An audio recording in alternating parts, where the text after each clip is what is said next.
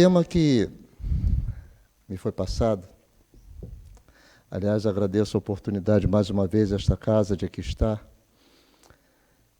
Jesus, a luz do mundo. É impressionante como tem artigos escritos sobre esse tema. Artigos escritos por evangélicos, por católicos, por espíritas, todos aqueles que se voltam para o Cristo se ativeram, ao que parece, a esta frase, a esse trecho do Evangelho de São João, onde Jesus assim se afirma ser a luz.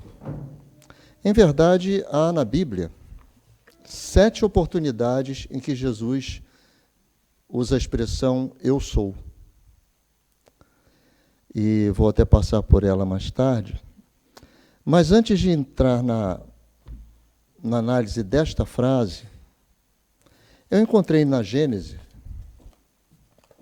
uma passagem muito interessante, onde se fala sobre o próprio Jesus. Está lá no capítulo 15, no item Os Milagres do Evangelho, superioridade da natureza de Jesus. Então vale a pena atentarmos a isso. Sem nada prejulgar quanto à natureza do Cristo, natureza cujo exame não entra no quadro desta obra, considerando-o apenas um espírito superior, não podemos deixar de reconhecê-lo um dos de ordem mais elevada e colocada por suas virtudes muitíssimo acima da humanidade terrestre, pelos imensos resultados que produziu. A sua encarnação neste mundo, forçosamente, há de ter sido uma dessas missões que a divindade somente a seus mensageiros diretos confia, para cumprimento de seus desígnios. Mesmo sem supor que ele fosse o próprio Deus, mas unicamente um enviado de Deus para transmitir sua palavra aos homens, seria mais do que um profeta, porquanto seria um Messias divino. Como homem, tinha a organização dos seres carnais. Porém, como espírito puro, desprendido da matéria, havia de viver mais da vida espiritual do que da vida corporal, de cujas fraquezas não era passível. A sua superioridade com relação aos homens não derivava das qualidades particulares do seu corpo, mas da do seu espírito, que dominava de modo absoluto a matéria, e da do seu perispírito, tirado da parte mais quintessenciada dos fluidos terrestres. Sua alma, provavelmente, não se achava presa ao corpo, senão pelos laços estritamente indispensáveis. Constantemente desprendida, ela, de certo, lhe dava dupla vista, não só permanente, como de excepcional penetração e superior de muito a que de ordinário possuíam os homens comuns. O mesmo havia de dar-se nele com relação a todos os fenômenos que dependem dos fluidos perispirituais ou psíquicos. A qualidade desses fluidos lhe conferia imensa força magnética, secundada pelo incessante desejo de fazer o bem. E agora o último parágrafo, para não me alongar demais lendo, mas que me pareceu fantástico, lindo. Agiria como médium nas curas que operava? Poder-se-á considerá-lo poderoso médium curador? Não, porquanto o médium é um instrumento de que se servem os espíritos desencarnados, e o Cristo não precisava de assistência, pois que era ele quem assistia os outros. Agia por si mesmo, em virtude do seu poder pessoal, como podem fazer, em certos casos, os encarnados, na medida de suas forças. Que espírito, ao demais, ousaria insuflar-lhe seus próprios pensamentos e encarregá-lo de os transmitir? Se algum influxo estranho recebia, esse só de Deus lhe poderia vir. Segundo a definição dada por um espírito, ele era médium de Deus. um espírito dessa hierarquia, dessa elevação, um grandiosíssimo iniciado dos mundos espirituais, que vem à Terra e, enquanto aqui está no seu corpo físico, apresenta palavras que marcaram a humanidade, que tem orientado, que tem ajudado, que tem esclarecido, consolado milhões de pessoas. E, além disso, pelo que aqui se depreende, além do que ele dizia, o seu espírito, com toda o seu magnetismo, estava também a realizar, estava também a trazer para todos aqueles que tiveram a oportunidade de conviver com ele, não só aquelas curas físicas que se percebia, mas também paz, também luz. No Evangelho, sempre se vê a luz associada a Deus. Até no início, né? E Deus disse, faça-se a luz. Então, essa associação é muito comum. E quando Jesus disse, eu sou a luz do mundo, surgiu essa impressão, essa definição que foi utilizada e que é adotada por muitos até hoje, que Jesus seria o próprio Deus. Porém, bem esclarecido ficou aqui, no Pentateuco, e especialmente aqui na Gênese, que Jesus era um grande mensageiro de luz, um dos espíritos mais elevados, mas que não era o próprio Deus, seria até um médium de Deus. Bem, vamos ler algumas anotaçõezinhas que eu fiz aqui para podermos seguir com isso.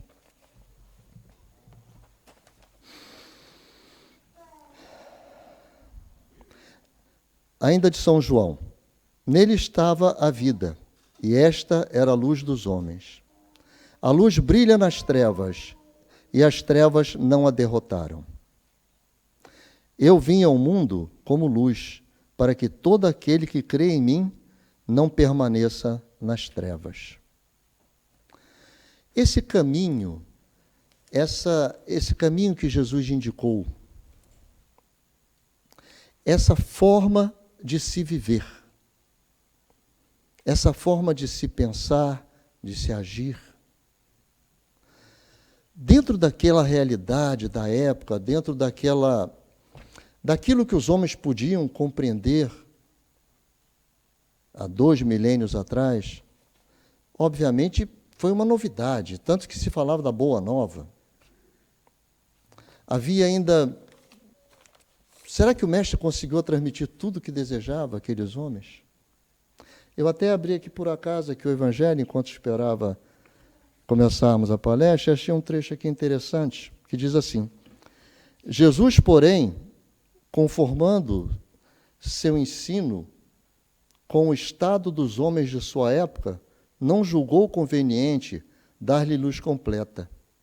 Percebendo que eles ficariam deslumbrados, visto que não a compreenderiam, limitou-se a, de certo modo, apresentar a vida futura apenas como um princípio, como uma lei da natureza, e a cuja ação ninguém pode fugir. Todo cristão, pois, necessariamente, crê na vida futura, mas a ideia que muitos fazem dela é ainda vaga, incompleta e, por isso mesmo, falsa em diversos pontos. Para grande número de pessoas, não há, a tal respeito, mais do que uma crença, balda de certeza absoluta, donde as dúvidas e mesmo a incredulidade.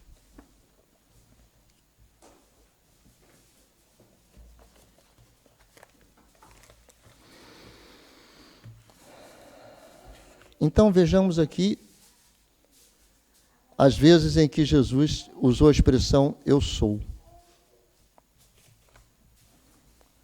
7 grandes declarações. Ele disse, eu sou o pão da vida, em João 6,35. Eu sou a luz do mundo, em João 8,12. Eu sou a porta das ovelhas. Eu sou o bom pastor. Eu sou a ressurreição e a vida. Eu sou o caminho, a verdade e a vida. Eu sou a videira verdadeira. Assim como as demais declarações, eu sou a luz do mundo, é uma afirmação metafórica que tem por objetivo descrever a grandeza do Filho de Deus. Antes dessa passagem, o apóstolo já havia usado a figura da luz para se referir ao Messias. Ele escreve: nele estava a vida, e a vida era a luz dos homens. E a luz resplandece nas trevas, e as trevas não a compreenderam. Quando nós pensamos em que a mensagem de Jesus foi para todos, mas que nem todos a aceitaram, nem todos a compreenderam, e que isso continua acontecendo até hoje. Ora, nenhum de nós vai poder afirmar: eu sei tudo, eu sei exatamente, eu posso definir exatamente a mensagem de Jesus. Porque nós temos muito escrito, mas cada um a recebe conforme o seu coração, conforme a sua compreensão, conforme a sua capacidade, conforme, principalmente, a sua disposição em aceitar. Até onde nós nos preparamos para ler, para refletir sobre essa mensagem de Jesus? Até onde nós nos preparamos para pegar um evangelho e ler um trecho? E até onde nós permitimos que esse trecho do evangelho, que essa orientação realmente entre no nosso dia a dia? Entre nas nossas decisões, entre nas nossas ações, nas nossas palavras, na nossa forma de tratar as pessoas com quem nós convivemos. Entre na forma como nós cuidamos de nós mesmos, como nós nos preservamos. Nós somos também a luz do mundo, dizia Jesus. Nós também, pessoas. Ele falava que não se constrói uma cidade em uma montanha para se escondê-la. Não se acende uma luz e se esconde atrás de uma porta. Quando nós recebemos um conhecimento, se nós o guardamos só para nós, é egoísmo. Aquele que aprende e não ensina está traindo o mestre que o ensinou. Porque o conhecimento é para ser reproduzido, é para ser levado adiante. E a doutrina de Jesus, a doutrina que Jesus nos trouxe, é para ser multiplicada. Por vezes as pessoas aprendem esses textos bíblicos e os repetem, mas os praticam. Essas pessoas praticam isso aí, realmente colocam em prática. No nosso local de trabalho, somos aquela pessoa em que os colegas de trabalho têm prazer de estar conosco? Em que os colegas de trabalho nos procuram nos momentos de aflição para desabafar, para pedir um conselho?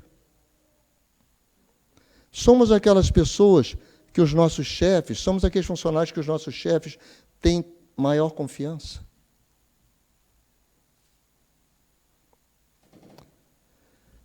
Nós somos uma referência de pessoas boas, de bons empregados, de dedicados. No nosso relacionamento familiar com os nossos parentes, nós somos aqueles que estão sempre com um abraço pronto para receber o primo, o irmão, a irmã. Nós somos aquele que sempre tem paciência com as crianças e também com os idosos. A gente vai ficando mais velho e começa a ficar criança de novo, né, Marcelo?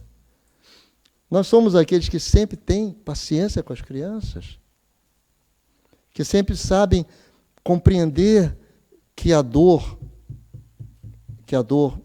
às vezes não nos deixa ser tão bons como nós queríamos, que às vezes a dor nos faz falar o que não queríamos falar. Sabemos aceitar os nossos parentes, esses que a providência divina colocou à nossa volta biologicamente, nascemos ali, mas, obviamente, por motivos espirituais também. Nós somos reprodutores, retransmissores, repetidores da luz de Jesus no nosso ambiente familiar.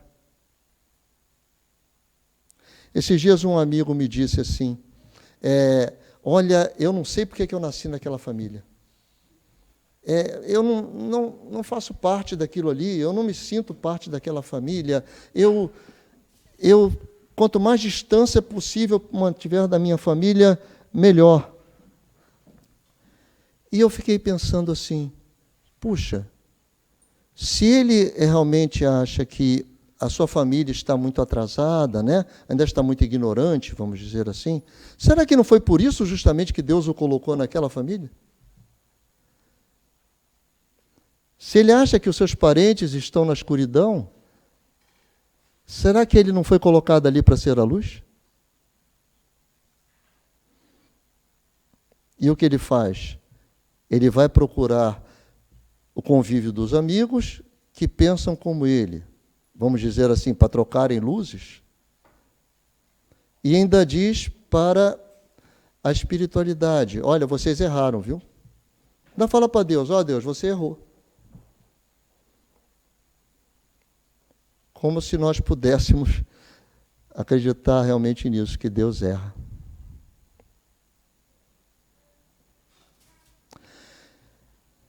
Isso se alarga, isso vai para a nossa vizinhança, entre os nossos vizinhos, isso vai para um ambiente social que nós frequentamos, um clube, isso vai para toda parte.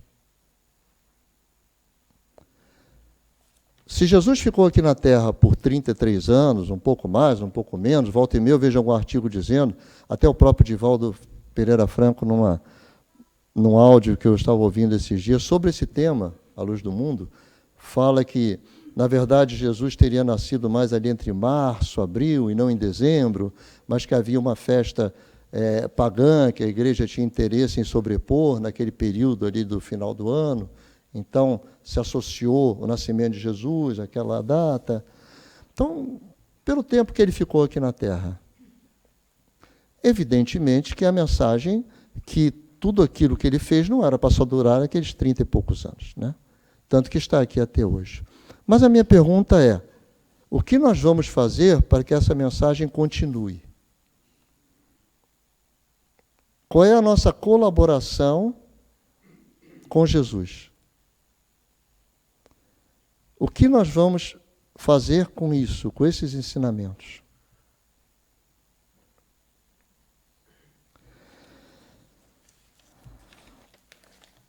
Vamos ler mais um pedacinho.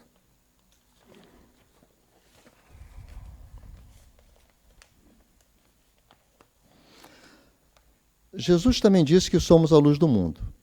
E aí vem aquilo que eu falei. Quando alguém acende uma vela, não esconde sua luz, mas coloca ela em algum lugar, onde pode iluminar a sala toda. Somos a luz do mundo, e quando Jesus disse que é impossível esconder uma cidade no alto de um monte, está dizendo que é inevitável que o mundo veja a nossa luz. No século XXI, pode ser fácil esquecer que a noite existe. É tão fácil afastar a escuridão com luzes elétricas, dentro e fora de nossas casas, sem mencionar as luzes da rua, os letreiros de neon, os faróis e as telas brilhantes. Mas na época de Jesus, a escuridão era inevitável.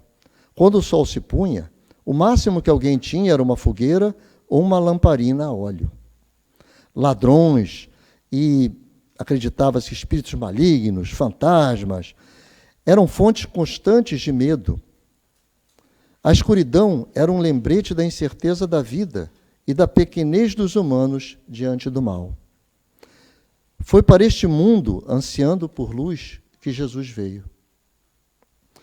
O sol nascente virá até nós do céu para brilhar sobre aqueles que vivem na escuridão e na sombra da morte, guiar os nossos pés pelo caminho da paz.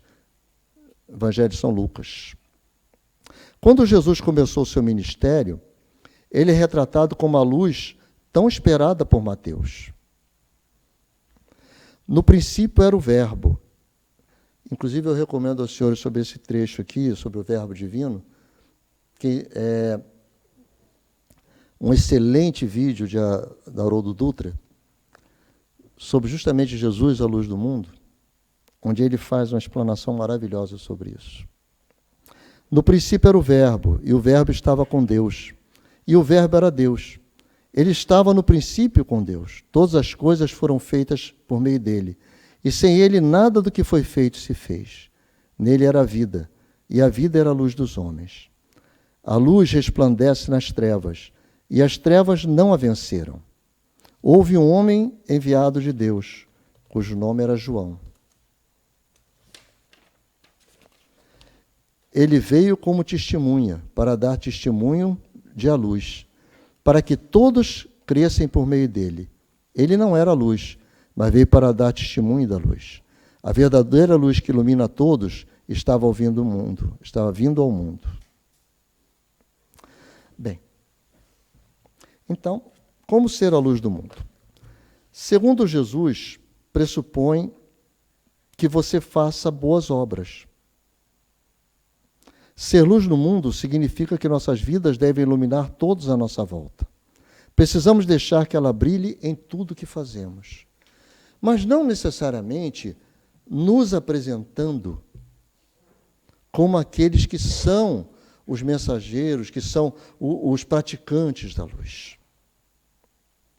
Não necessariamente dizendo a todos, olhe, se precisarem de mim, aqui estou. Olhem, eu sou espírita. Olhem, eu sou um seguidor fiel das palavras de Deus. Em primeiro lugar, porque todos nós erramos.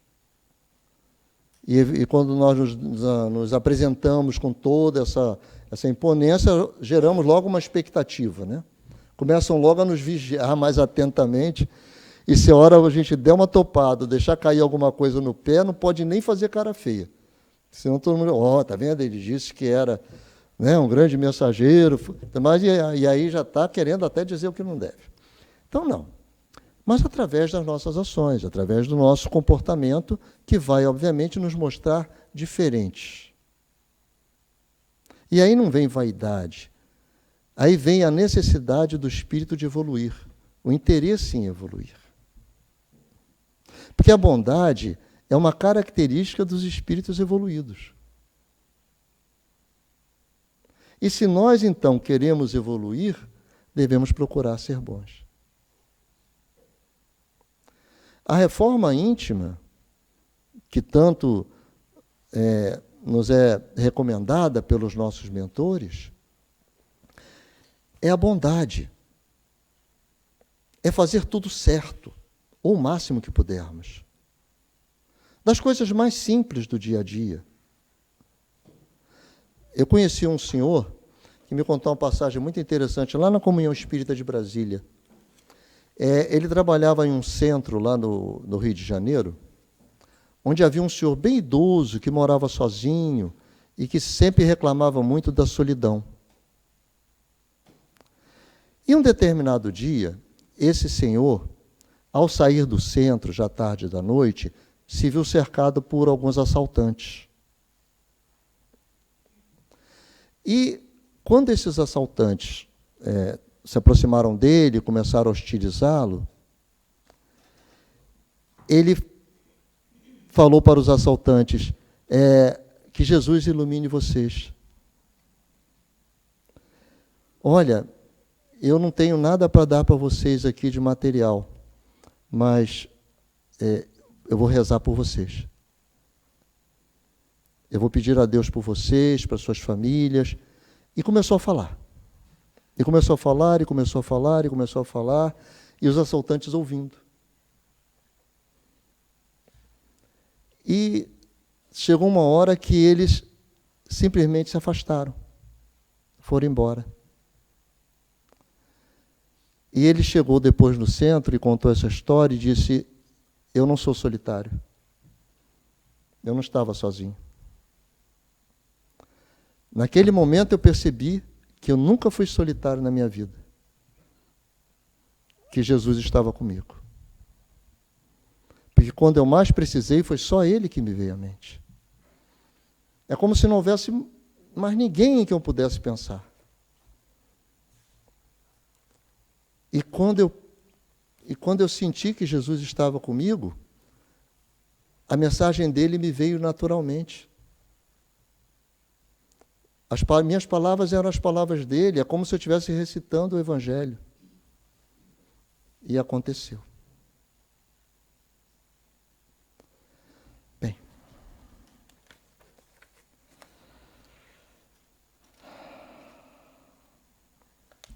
Ao fazer o que é certo e amar por meio de boas obras, capacitadas pela graça, estamos deixando o amor de Deus brilhar através de nós. Paulo diz aos crentes: porque outrora vocês eram trevas, mas agora são luzes do Senhor.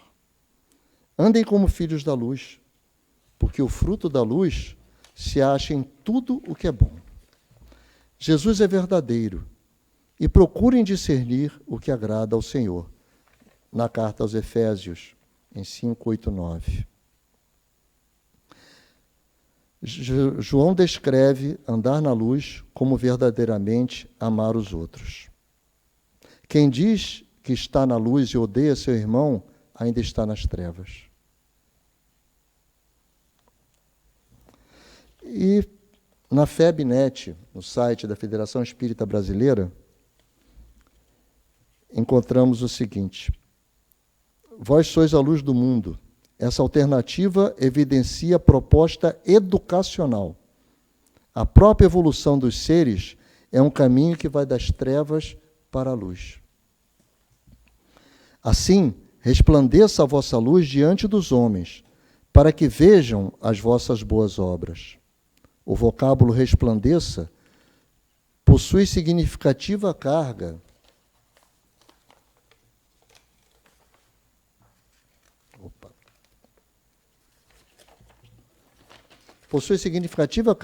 magnética, imprimindo sentimentos de fé e de esperança em nós próprios e nas pessoas que nos cercam. O esforço de resplandecer os nossos sentimentos mais puros será sempre percebido e aceito por alguém. E glorifiquem a vosso Pai, que está nos céus. Se sentirmos Deus como nosso Pai, reconheceremos que os nossos irmãos se encontram em toda parte. Estaremos dispostos a ajudá-los, a fim de sermos ajudados mais cedo ou mais tarde. A vida só será realmente bela e gloriosa na terra quando pudermos aceitar por nossa grande família a humanidade inteira. Chico Xavier, no livro Pai Nosso, pelo Espírito Meimei, capítulo 1.